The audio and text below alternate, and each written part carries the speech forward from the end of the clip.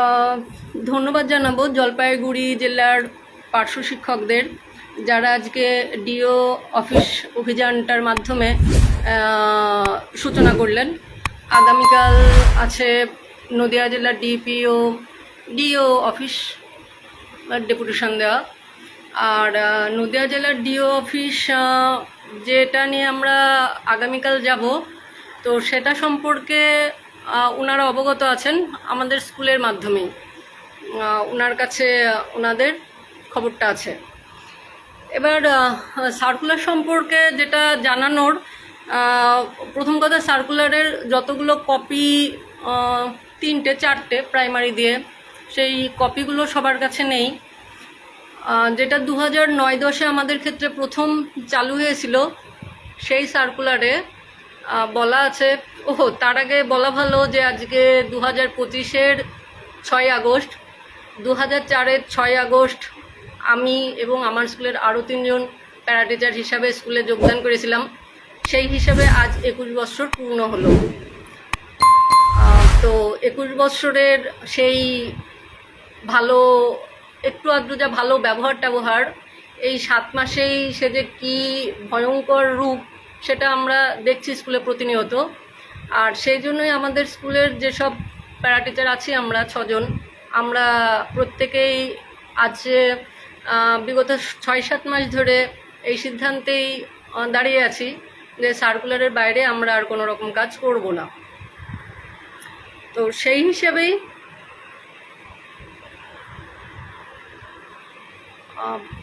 ঘোষ মহাশয় উনি আসছেন একটু, তো সেই হিসেবেই জানাই হবে লাইভের শেষে আপনাদেরকে সার্কুলারের কপিগুলো দিয়ে দেওয়া হবে, আপনারা পড়ে নেবেন। এবং যদি বোঝার কোথাও অসুবিধা থাকে, আশেপাশের যারা আমাদের শুভাকাঙ্ক্ষী তাদের কাছেই বুঝতে চাইবেন। অন্য কেউ কতটুকু ঠিক করে বোঝাবে আপনাদেরকে সে সম্পর্কে সন্দেহ আছে। আর আরেকটা কথা, আমার তরফ থেকে ধন্যবাদ জানাবো অরূপ কুমার পাল স্যার মশাইকে, উনি দেখছেন। তো ওনার কাছ থেকে আমি অনেকটা অনুপ্রাণিত হয়েছি। উনি সার্কুলারগুলো দিয়ে আছে সবার কাছে, কিন্তু উনি আমাকে টোটাল ডিটেলসটা এবং নিজের রিমিডিয়াল টিচিংটা করান, স্কুলে উনি ওনার অধিকার আদায় করে নিয়েছেন, এই সম্পর্কিত সমস্ত কিছু তথ্য উনি আমাকে দেখিয়েছেন, জানিয়েছেন। সত্যি ওনার কাছে আমি অনুপ্রাণিত হয়েছি, তো ধন্যবাদ জানাই। এবার বলি, 9-10 সালে যে সার্কুলার জারি হয়েছিল, তখন সেখানে বলা আছে যে 9-10 সালে যে সার্কুলার জারি হয়েছিল, প্যারা টিচারদের 3টে প্রধান কাজ দেওয়া আছে। দেখবেন সার্কুলার কপিটা পাঠাবো, ABCD করে দেওয়া আছে। এতে দেওয়া আছে চাইল্ড ট্রেকিং, এতে দেওয়া আছে রিমিডিয়াল টিচিং, বিতে চাইল্ড ট্রেকিং, সিতে TLM টিচিং লার্নিং মেটেরিয়াল তৈরির ব্যাপার, আর ডিতে দেওয়া আছে আমরা স্কুলে কদিন আসবো আর কি কাজ। সেখানে 4 দিন স্কুল, 16টা ক্লাস, আর 2 দিন চাইল্ড ট্রেকিং। এরপরে 2015-র জানুয়ারি মাসে অ্যামেন্ডমেন্ট হয়, যে সার্কুলারের কপিটা আমাদের প্রায় প্রত্যেকের কাছে আছে, সেটা হলো 2015 জানুয়ারিতে যে কপিটা বেরোয়। তো ওপরে বোধহয় আপনারা কেউই তেমন খেয়াল করেননি, আমিও করেছিলাম না। তো পরে দেখেছি যে ওটাই শুধুমাত্র অ্যামেন্ডমেন্ট আছে 4 নম্বরটার, মানে D নাম্বারের অ্যামেন্ডমেন্ট আছে। D নাম্বারটা কি ছিল না, আগে 4 দিন 16টা ক্লাস, সেই জায়গায় D নাম্বার সংশোধন করে বলা হয় 5 দিন 20টা ক্লাস। এর বাইরে বাকি যে 3টে দায়িত্ব প্যারা টিচারদের, রিমিডিয়াল, চাইল্ড ট্রেকিং এবং TLM রেডি, সেটা কিন্তু একই থাকে। আমরা এবং আমাদের স্কুলের HMO বারবার সার্কুলার দেওয়ার পরেও তিনি সেটা তাকিয়ে দেখছেন না, একঘেয়ে ভাবে বলেই যাচ্ছেন, এই তো বলেছে 20টা ক্লাস, এই তো বলেছে স্টপিং করতে হবে, এইসব। এরপরে লাস্ট আর একটা সার্কুলার 2015-র আগস্ট মাসে, সেটাই লাস্ট সার্কুলার, তারপর আর বেরোয়নি। সেখানে বলা আছে যে জবস রিলেটেড প্রিপারেশন অ্যান্ড এভালিউশন, সেটা নিয়েও একজন প্রশ্ন করেছিলেন, তাকে বলেছি জবস রিলেটেড বলতে কিন্তু ওই রিমিডিয়াল টিচিং সংক্রান্তই বোঝায়, যে পিছিয়ে পড়া যেসব বাচ্চাদের আমরা সারা বছর শেখাচ্ছি তাদের কতটুকু উন্নতি করতে পারলাম, এবং সেই বিষয়ক মূল্যায়নের কথাই কিন্তু বলা আছে। কোনো সার্কুলারে কোনো জায়গায় বলা নেই যে আমরা নিয়মিত শিক্ষক, আমাদের মানে অ্যাসিস্ট্যান্ট টিচারদের কাজ আমাদের কাজ সমান হবে সেটা কোথাও কিন্তু বলা নেই। আমরা যেগুলো করে আসছি বলেই কিন্তু আমাদের মনে একটা ক্ষোভ, জেদ, সমস্ত কিছু, যে পার্মানেন্টদের মতো সমস্ত কিছু করছি তবুও কেন আমাদের ভাতাটা বাড়ছে না। যেখানে এর আগেও আমি বারবার বলেছি যে আইসিটি ড্রাইভার কিংবা এমনি সামান্য চুক্তিভিত্তিক কাজে ঢুকলেও এখন 10-15 হাজার পেয়ে যাচ্ছে, আর সেই জায়গায় 21 বছর ধরে আমরা একই জায়গায় বসে আছি। তো সেই একটা ক্ষোভ তো আমাদের মনে আছেই, যেটার কোনো ফয়সালা হচ্ছে না। সরকার মানতে চাইছে না যে আমরা নিয়মিত ক্লাস করি টরি।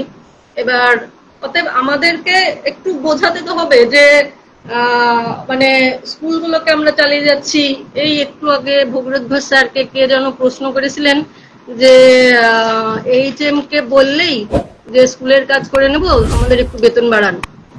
আমাদের স্কুলের এইচএম বলেছেন যে তোমাদের প্রতি মৌখিক সহানুভূতি আছে, কিন্তু মাইনা বাড়ানোটা তো সরকারের হাতে, সরকারকে বলগে।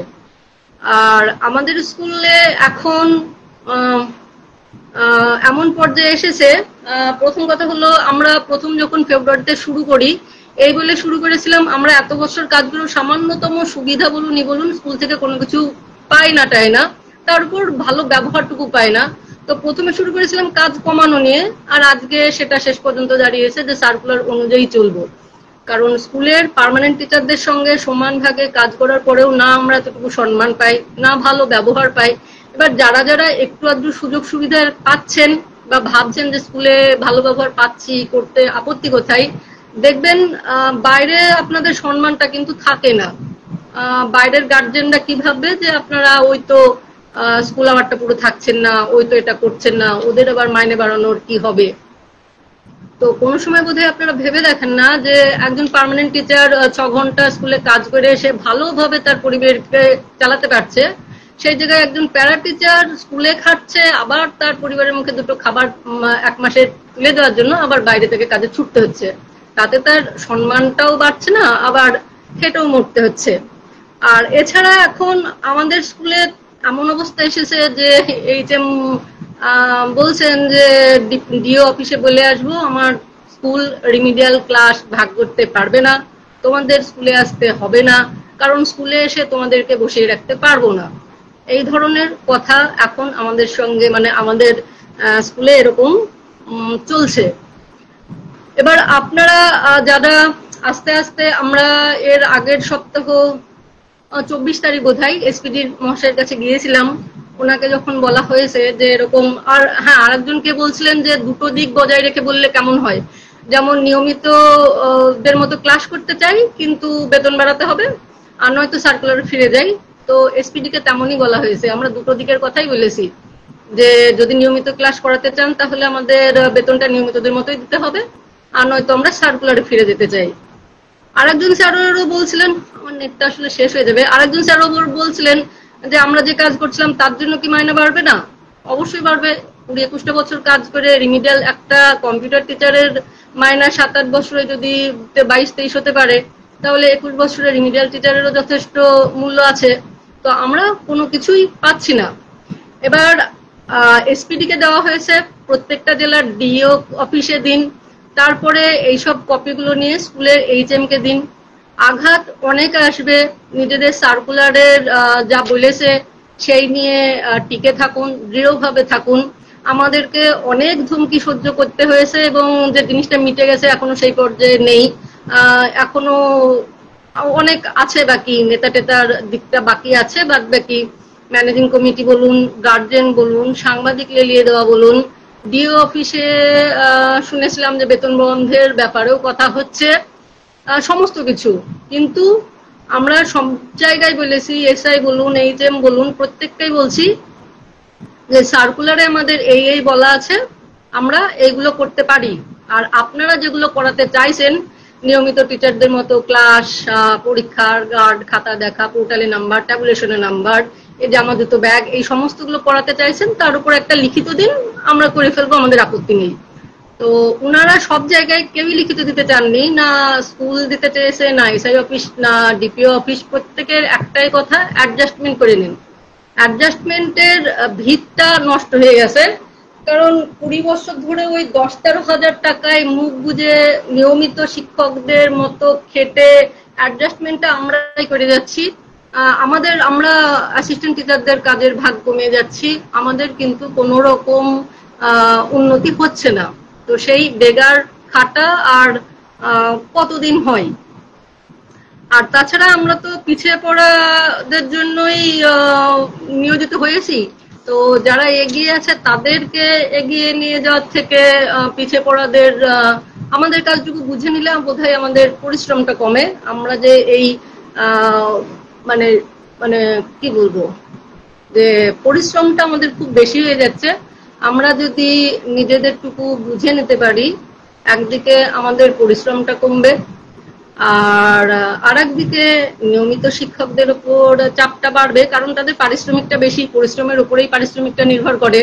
তো পারিশ্রমিক আকাশ পাতাল, 6-7-8 গুণ পার্থক্য হবে, কাজের বেলায় সমান সমান হবে, সেটা তো হতে পারে না। তো আমরা যদি আমাদের কাজটুকু করে নিই, বুঝে নিই, তাহলে স্কুলের উপর চাপ বাড়বে, স্কুল নিশ্চয়ই তার ঊর্ধ্বতন কর্তৃপক্ষকে জানাবে, সে তার ঊর্ধ্বতন কর্তৃপক্ষকে জানাবে। আর যে টিচার সমস্যা চলছে, 26,000 বলুন, চাকরি বাতিল বলুন, কিংবা এসএসসি নিয়োগ হচ্ছে না বলুন, তার জন্য কিন্তু কোনো রকম ভাবেই আমরা দায়ী নই। তার জন্য মানে সরকার দায়ী, আমরা দায়ী নই। তাই নিয়মিত শিক্ষকদের কাজের চাপ কমানোর জন্য কিংবা তাদের অভাব প্রয়োজনটা মেটানোর জন্য আমরা এই যে মুখে রক্ত তুলে 20-21টা বছর খেটে যাচ্ছি, তার জন্য সরকার আমাদের দিকে বিন্দু মাত্র ঘুরে তাকাচ্ছেন না। টাকার সমস্যা ও সরকারি নেতৃত্ব বলছে যে কেন্দ্র বন্ধ করে দিয়েছে, তাই দিচ্ছে না। কিন্তু আমার কথা হলো, কেন্দ্র কেন বন্ধ করেছে সেই কারণটা কিন্তু তারা কাউকে জানাচ্ছেন না। আর কেন্দ্র বন্ধ করেছে এই 1-1.5 বছর, তার আগে পর্যন্ত কেন্দ্র দিতেন, কেন্দ্র থেকে টাকা আসতো, তখন আমাদের মাইনা বাড়েনি কেন? যখন কোনো রাজ্যে পার্মানেন্ট হয়েছে, কোনো রাজ্যে আমাদের থেকে 4-5 গুণ বেতন, তাহলে আমাদের কেন বাড়েনি? আর কেন্দ্র দিলেই কি বাড়বে সেই গ্যারান্টিটা কোথায়? তো সেই উত্তরটা মানে কেন্দ্র টাকা দেয়নি তাতে যারা বিশ্বাস করেন তারা এটা জিজ্ঞাসা করবেন। আর রাজ্যের একজন চুক্তিভিত্তিক, কমসে কম আমি ঠিকটা জানি না, তবে গড় হিসেবে বলতে পারি, আশা বলুন, সিভিক বলুন, তারা 8-9 হাজার পাচ্ছে রাজ্যের চুক্তিভিত্তিক কর্মচারী হিসেবে।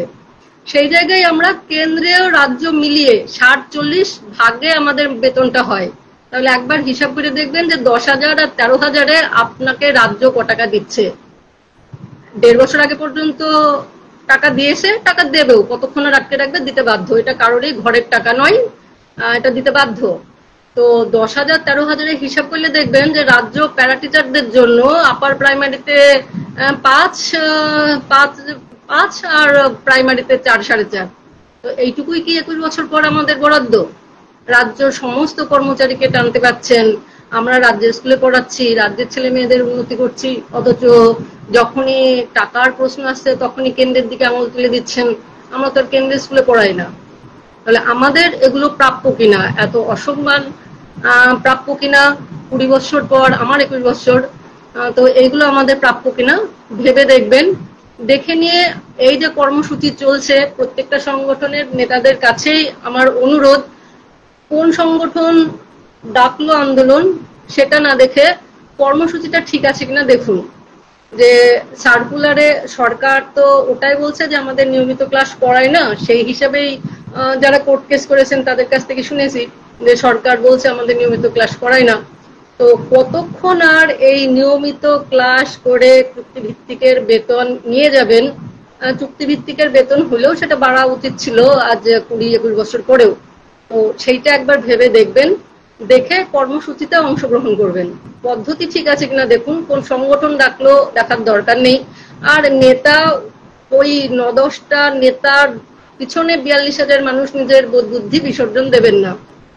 জিনিসটা ঠিক আছে কিনা সেইটা দেখুন, দিয়ে অংশগ্রহণ করুন। অনেক আমরা নিয়মিত ক্লাস করছি, কিন্তু সরকার বলছে না আমরা নিয়মিত করছি, বেতনটা বাড়ছে না। আমরা পার্মানেন্ট টিচারদের পরিশ্রমটা কমাচ্ছি, কিন্তু স্কুলের এইচএম কোনো সময় স্বীকার করছেন না।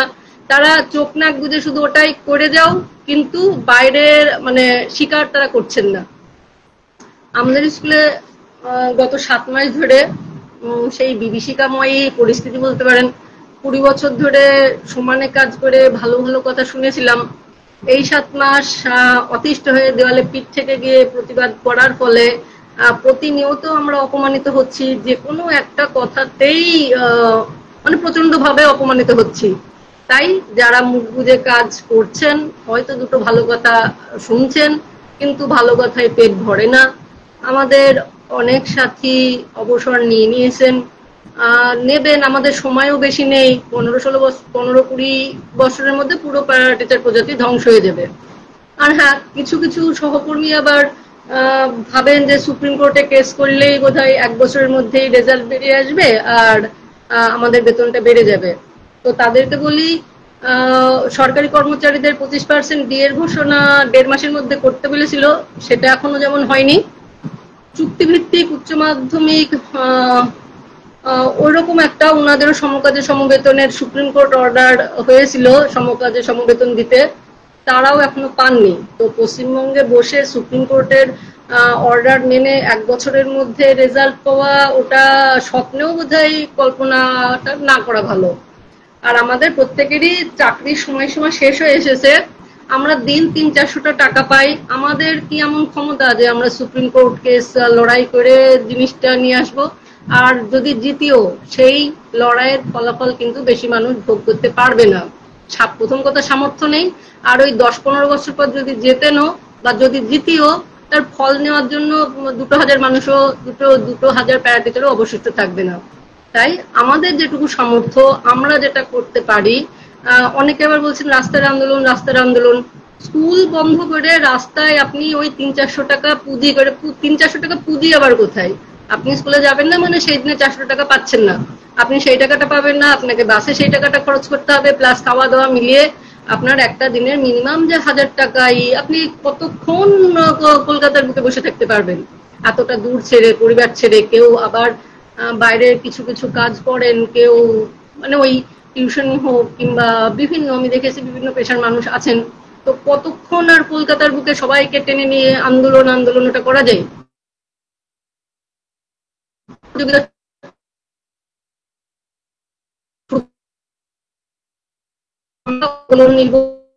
করেছি, মুখ বুঝে কাজ ছোটাছুটি করছি, তাই সে কাজের গুরুত্ব পাচ্ছি না। কালটা বন্ধ করুন, এবার ওপরের কর্তৃপক্ষকে ছোটাছুটি করতে দিন আর নিজের অধিকারটুকু বুঝে নিন। আমরা রিমিডিয়াল টিচার, সার্কুলারের কপিগুলো সব পাঠিয়ে দেওয়া হবে, ভালোভাবে পড়ে দেখবেন যে আমরা রিমিডিয়াল টিচার হিসেবে নিয়োজিত হয়েছিলাম, এখনো আমরা রিমিডিয়াল টিচার। তাই আমাদের কাজগুলো বুঝে নিয়ে আমরা এক কাজ থেকে মুক্তি লাভ করতে পারি। কাজ অনেক কম হবে, মানে যেগুলো আমরা সারা বছর ধরে করে যাচ্ছি এবং মনে হচ্ছে যে আমরা পার্মানেন্ট বোধহয় এই করলেই হয়ে যাব, কিন্তু মাসের শেষে ওই 10,000 ঢুকতে 13,000 ঢুকে মনটা খারাপ হয়ে যায়। তো আমরা একটু রিমিডিয়াল টিচারের মতোই কাজ করি। আর আমাদের গুরুত্ব আছে কিনা আছে এবার স্কুলের HM, SI, TSI তারা বুঝে নিক।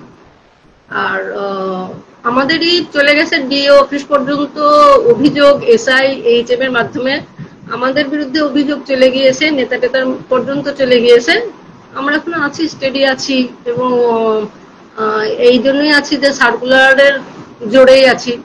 যদি জানতাম আমরা অন্যায় করছি তাহলে এতদিন তো আমরা পিছিয়ে যেতাম, এবং ওনারাও তাই। আমরা বারবার, যতবার, এই সেদিনকেও বললেন যে কি কি করতে হবে, তোমরা কি কি করবে সেটা লিখিত দাও। আমি বললাম যে আপনি কি কি করাতে চাইছেন সেটা লিখিত দিন, তাহলে সুবিধা হয়। কারণ আপনি স্কুলের প্রধান, তো আপনার তো সে ক্ষমতা আছে যে আমি এই করাতে চাই, আপনি সেগুলো লিখিত দিন। কথাই কথাই এমন অ্যাপ্লিকেশন, কথাই কথাই আমাদের এ পর্যন্ত 2বার শোকজ হয়ে গেছে, আরেকবার করবে এমন তো শাসানি শুনছিলাম শনিবার পর্যন্ত। তো এরকম অনেক ভয় আসবে, অনেক ভাবে, মানে ওই যে সমান কাজের একটা অভ্যাস স্কুল পেয়ে গেছে, পার্মানেন্ট টিচাররা বসে থাকার একটা অভ্যাস পেয়ে গেছে, সেইটা সহজে কেউ ছাড়তে চাইবে না। অতএব আপনি স্কুলে গিয়ে বলবেন আর আপনাকে ছেড়ে দেবে যে যাও ঠিক আছে, সেটা কিন্তু হবে না। আপনাদের একটু মেরুদণ্ডটা শক্ত করতে হবে এবং নিজের সার্কুলারের জোরে ডাটিয়ে টিকে থাকতে হবে। কেউ আপনার কোনো কিচ্ছু করতে পারবে না। আপনারা আপনার অধিকার বুঝে নিন। এইভাবে যদি আমরা 42,000 প্যারা টিচার নিজের অধিকার বুঝে নিতে পারি, স্কুলগুলোতে এমনি টিচারের সমস্যা চলছে, আবার এমন স্কুলেও শুনলাম যে 26,000 চাকরি বাতিলের সেই সব টিচাররা সপ্তাহে একদিন আসছেন, স্কুল প্রধান বাদ বাকি হার 5 দিন দিচ্ছেন সই করতে, মোট কথা একদিন এলেই 6 দিনের কাজ হয়ে যাচ্ছে। একজন প্যারা টিচারকে কিন্তু এইচএম সেই সুযোগটা দেবে না। তাই স্বজাতির প্রতি ভালোবাসা, সহানুভূতি সবসময় থাকবে। আপনাদের প্রতি যে একটু ভাবেন আপনারা ভালোবাসা, সেটা কিন্তু দয়া করুণা ছাড়ার কিছু নয়। তো আপনারা ভেবে দেখুন, ওই দয়া করুণা নিয়ে আর কত বছর থাকবেন না নিজের অধিকারটা বুঝে নিয়ে এবার অন্তত নিজেদের সামর্থ্য মতো রুখে দাঁড়াবেন।